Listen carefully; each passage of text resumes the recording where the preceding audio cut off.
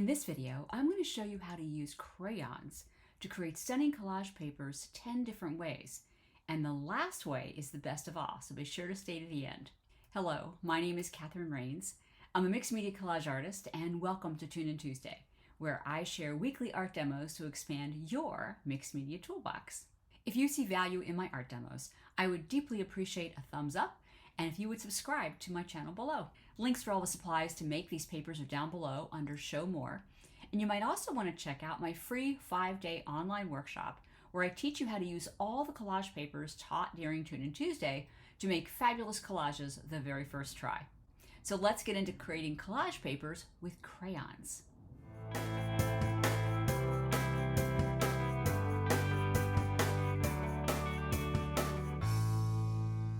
This is where we're headed. We're going to be making these yummy papers, and again, I'm going to be showing you many different ways of creating this amazing texture. These papers in particular make really lovely kind of quieter papers because they're more subtle in their design. You see this one has just gorgeous designs. So let's start with what the supplies are. So first, you need papers. And you can use all kinds of paper for this. I'm using this is actually a rice paper that is sold by Joggles. And all of the supplies will be under the description once this is posted. But you can also use copy paper, drawing paper. You can use old collage papers that you don't like that much. You can kind of revive them with this technique. My favorite paper is Joggles rice paper, but I'm going to show you a lot of different papers as we go along here. Now, obviously, you need crayons. Now, there's two different kinds of crayons. This is, the traditional crayon that a lot of us know about, Crayola crayon. This is a paraffin crayon that works fine with this. You can also get a beeswax crayon. This particular brand is called Brilliant Bee, and it's just a beeswax. Both kinds work. There's many different kinds of brands, by the way, for beeswax. This is just the one that I happen to have bought, Brilliant Bee. And you also want some flat brushes. Now, these 1-inch flat brushes work fine for this. My preference is to use these. They're just soft brushes just because it goes faster with a wider brush. These are 2-inch brushes, but both work. I'm going to be using my traditional limited palette. I am kind of known for using only 3 primaries. And the reason I do this is because when you are only using 3 primaries plus black and white to mix them together and to get different values, you make collage papers that all go together. So week after week, when I'm making different collage papers, as long as I am using just these 3 colors, I can be assured that these papers will all go together. That doesn't mean I'm going to like them all together, but they will harmoniously work in terms of color. So my 3 colors are Quin Magenta, Hansa Yellow Light, and this is Phthalo Blue, green shade. These are just poured into condiment bottles. They actually come from Nova Paint, which is my favorite brand, mainly because they have a kind of a soft body consistency. They're a nice flowable paint that pours right out of a bottle. I also have here just some masking tape, which you'll see me using, and you want a spray bottle. It's a mister. Works really well for this. And let's get to our first paper. Now, I've already pulled out some paint right here. The first one we're going to create is with a stencil. So rice paper actually has 2 sides. There is a slick side and there's a rough side. You can't see it in the camera, but I'm going to try it on both sides, this particular technique, and show you the difference. Now, my favorite crayon in terms of color to work with this technique is white. This is the same thing, but it's a white Crayola crayon. They both work the same. So I'm going to just start with the Beeswax crayon. And all I'm going to do is, I have my stencil underneath here. I'm going to just rub and get an impression. Might be hard to see this, but it'll be very obvious in a minute what this impression, you'll see the impression coming through. One of the nice things about the Beeswax crayon is it is triangular. If you can see this, it has a nice ridge to it. So it's really easy to put it on its side to rub with. Now you can do this with Crayola as well. It's just not quite as easy as this. Okay, make sure I've got a good coating of that wax on there. Take that away. And then I'm going to take my mister and wet this down. Now you can see the design that has come through there. Now you don't have to mist it. The reason I'm misting it is because I want pretty watered down paint to go on top of this. So if I mist it, it just starts the process of getting it watered down basically. So I've also got a water bucket here that's off to the side. So I am going to dip my brush in a little water, and I'm gonna just mix my paints right here on my little palette.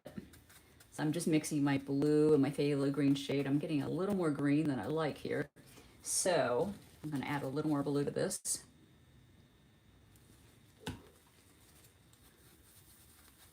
And again, I'm gonna dip my brush because I really want this watered down. I want this almost to be like a watercolor consistency. And by the way, this can be done with watercolor. So just spray this on, or not spray, just paint this on top. And you can see the design has come through quite gorgeously. Now, I did this on the smooth side of the paper. If I flip this over, you can kind of see a ghost print underneath there. It works a little differently whether I had put this design on the front or the back, meaning if I put it on the rough side of the smooth side, but it's the same. I think that is absolutely gorgeous, and it makes for a really beautiful, this is a kind of a medium colored, medium value paper. So that would be a really easy paper to use in my collages. I have a second one. This one I already have this on it, or I should say this on it, but this time I did it on the rough side, just to see if I got any different effect if I put the crayon on the rough side or the textured side versus the non-textured side.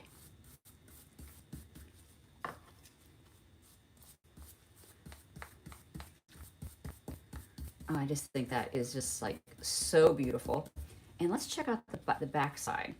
Now, this is a hit or miss thing. Sometimes you get a design that's coming through the back as well. In this case, I didn't. Let's see if I actually fill in the blanks if I get anything different. Nope, same thing. So basically, I got two pieces of paper that are almost identical. So let's try another one with rice paper, but I'm going to do a little bit of a 3D effect. So I'm going to do this on, this is the textured side, and I've already shown you that it really doesn't make all that much difference whether I'm doing this on the textured or the smooth side. And I am going to actually tape this down because I don't want this to move during this process. So I'm going to tape the top and the bottom down. Okay. Now I'm going to take my white crayon again. And again, I'm just going to rub through here, get a really good coating. And I know you can't see this, and believe it or not, I can barely see it either. I do see, I mean, it is coming through. So I do see my little stencil coming through here. Now here's the magical part. So what I'm going to do is very gently pull the tape up. And it's still attached to my paper. I'm going to try to take this off and keep the stencil, or keep the paper in the exact same spot that it is right now.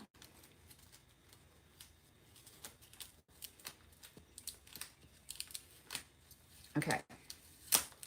Now, so I'm going to move this to the right, like maybe like a quarter of an inch. Just slightly, except the tape is not cooperating with me. Okay, I'm gonna move it a tiny bit. There you go. And I'm gonna tape it back down. And now I'm gonna use a different colored, let's see, I'm gonna use this light blue. And I'm going to do the same thing. Because it's blue, you're gonna be able to see it this time. It's going right over the white.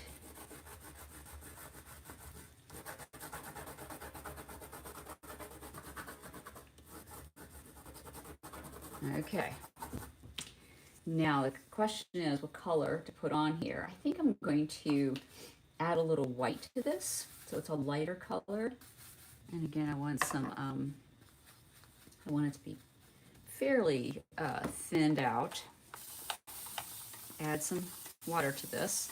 And now you can see my white under, oops, my mister just wants to keep going. So you see the white underneath there. And, didn't go right there though. There you go. And I'm gonna put this on top and hope for the best. Okay. You see this, there's actually a double image here. So let me pull this up, make it more obvious. Okay, the tape wants to come up with the rice paper. The rice paper tends to be, I mean, it's delicate, so it's actually pulling up some of the rice paper. But you actually get a mirrored effect on here. See if there's anything on the back. A little bit on the back this time. But you get a mirrored effect. Let me give you a better example of this because it's hit or miss, but you can see two colors there. Another example of this is one that I did white on white. So I just did white, moved it over to the right a little bit, and I got a mirrored effect there. Here is one where I put white on the bottom and then orange as the second layer, and you get this gorgeous kind of 3D effect. So it just adds more dimension to it. By the way, I'm cleaning everything up with these shop towels. Shop towels actually are reusable. So even though it looks like it's really dirty, it's actually been used many, many times. And when I'm done with this demo, I'll just rinse out all the paint in a faucet and dry them out, and I'll be able to use them again. Again, I have rice paper. I'm gonna do it on the textured side. It really doesn't matter. I could use either one. And now I've got this really cool, I think, someone told me this was what they put pipettes in for science. I just got this, I don't know, probably at a dollar store. I didn't know what I was buying. I just liked the texture of it. What I'm gonna do is use this as a relief on top. It's almost like a stencil, but it works even better than that. I'm gonna use a white. And I'm gonna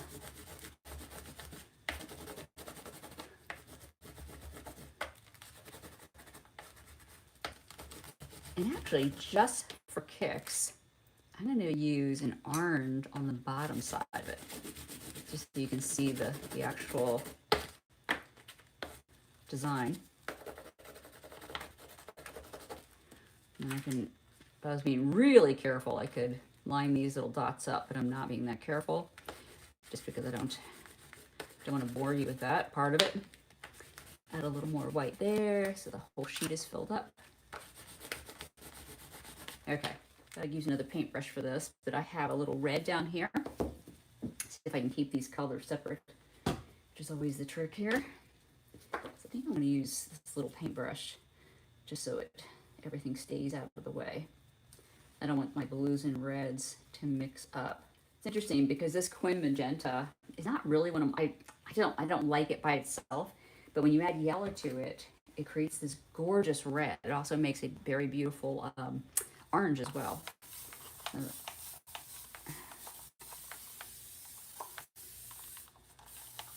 Okay, and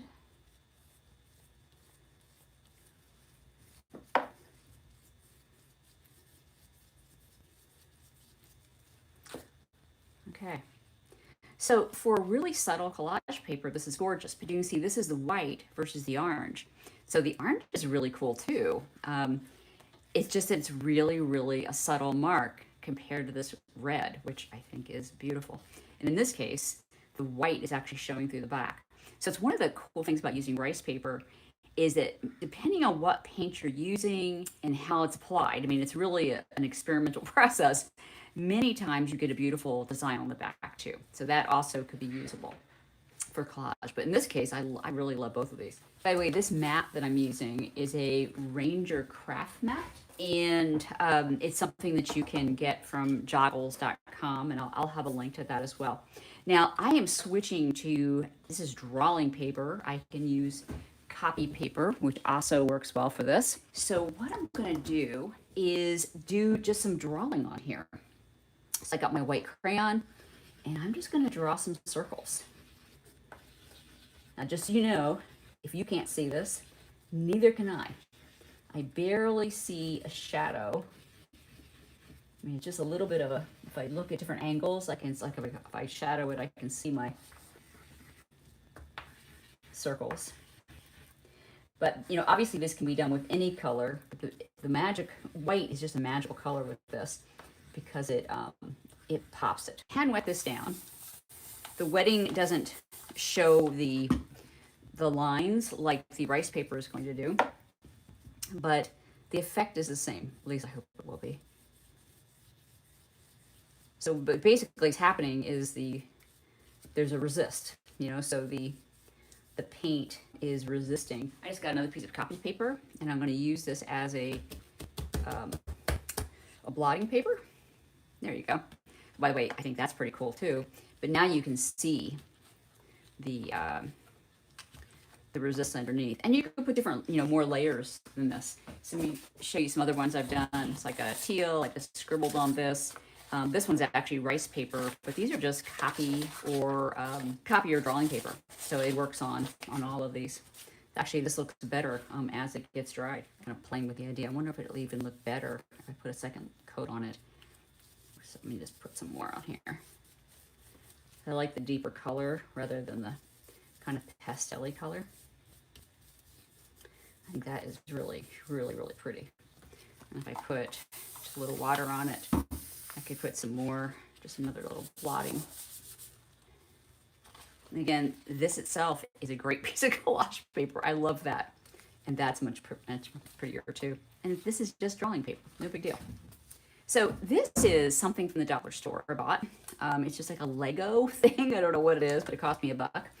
I got some rice paper, and I'm just checking to see which side I want to do it on. Again, this is a texture. This is non-textured. Works very close to the same. And what I'm going to do with this is, again, I'm just going to take some white here.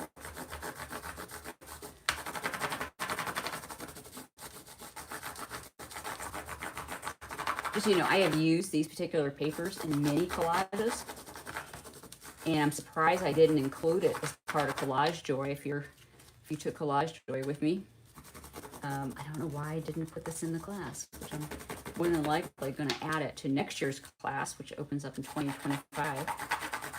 Okay, and just for variety, let's go back to our teal. Oops. Okay, now it's got red in it. That. So now I got, which is not a bad thing. It's just now it's more of a muted color. I kind of like that actually. Add water to this. You know, so what's cool about, you know, a crayon resist is you can go around your house and just start like saying, ooh, what kind of textures do I have that I could, you know, do some rubbings on. You could do this when you're traveling. In fact, this is going to be part of my Italy class that's coming up. I just think that is just gorgeous. And you can see some of the dots, you know, in the back on this one too. So if I wanted to have a little more subtler design, I've got something cool in the back too. This also works with embossing packets. This is, I don't use embossing packets except for making these kinds of collage papers. I use this for my aluminum foil technique as well. One thing about embossing packets is it basically has two, it's this design, but one is a design that's embedded and one is kind of raised up. So I want to use the raised up version. I think just for kicks, I'm going to do it on the back side of this. This is the not textured side. Let's do a blue. I'm going to do a light blue. It's so pretty. And the possibilities are just endless. You know, I just go around my house thinking, oh, what can I put crayons against here? So I don't want to put the exact same color. So you have teal here. So I think I'm going to make a little bit, some white in there. So it's a little bit different color, but not too much. Okay, this is all an experiment. I don't know what's going to happen here.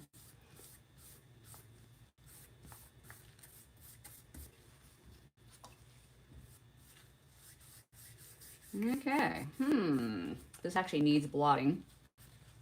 So yeah, I can just use a paper towel for this. Let's see if I can get some of that stuff off there. Well, that one is not spectacular, but it is subtle, right? Let's see if it's on the back. Nope, not on the back either. I might have put the paint on too dark. However, I still like it. I want to experiment more with that because I think that's a pretty cool effect. Really, this is because the paint itself was too dark. It was too close to the color of the crayon. So it needs to be like right here. You can see the crayon showing up because barely it was just really light light paint that came on top of there. One of the best things about using this technique is you can take collage papers that you're not crazy about and transform them using Crayon Resist. Like this one is like, I don't love it. I think I use this as a blotting paper at some point. It's actually made from an envelope. So I've got another embossing envelope. Put the embossing envelope behind it. I got dark blue, so I want some contrast. And you can turn a ho-hum paper into something, and actually this is a plain old Crayola, and I like that now. So let me do it. I was practicing over here, so I had a little bit more over there. And now, I think that's really interesting compared to something that I didn't think I would probably ever use. Yeah, I like that a lot now. I think that's really an interesting paper. Here is a piece of craft paper that I'd actually just offloaded paint on as I was doing collage paper. So it wasn't actually a collage paper itself, but I thought that was interesting because it had some texture to it. So what I'm going to do is, this is actually a piece of cardstock, and I took a stencil and put molding paste through the stencil. So if you've taken Collage Kickstart, you know, I like to put molding paste through my stencils, and it creates this relief pattern. So this is all dry. So what I can do is take a contrasting color, and this is not that contrasting. So you can see I started right there, but it's enough that it's basically yellow on red, which means it's all warm colors, which makes this a really lovely paper to use in my collages. My preference for making collage papers is to stick with either warm on warm, so I make all warm colors together, or all cool colors together, and that's because it's easier to use them in collage. If I were to put a green on top of this, or a blue, by the way, I think teal would be sensational on top of this, but in terms of it being usable in collage, it's not as much. So from being ho-hum, I love that now. Here's another ho-hum paper. This was actually Suminagashi paper that I did one of my Tune In Tuesdays last year, one of the very first ones I did. So what I want to do is get a color that's going to be a little darker, thinking that might be nice, and I also want it to be in my palette. So I know I can make that color with my 3 colors. So I'm just going to rub this over my stencil. I'm going to speed this up just a tad so you don't have to sit through me doing all of that crayon rubbing. Now the question is, do I love that? I don't know if I made it better. You know, let me give you another example. So, you know, we've all gotten this kind of corrugated paper. And again, this collage paper is just fine the way it is, but it's not that interesting. It is a really quiet paper though, so, you know, I might use it for something. So what I would want to do to make this something I really love is take a darker color. And I'm thinking, do I have even a darker blue? So here's a darker Crayola color. This is very similar to the phthalo blue green shade. Let's see what I get. You can see how you can kind of go crazy with rubbing everything you got in your house. That's okay. It's not my favorite. So let me show you one that's going to be my favorite. So this is one of my favorite art supplies. This is actually a coaster, and again, I'll have a link to this.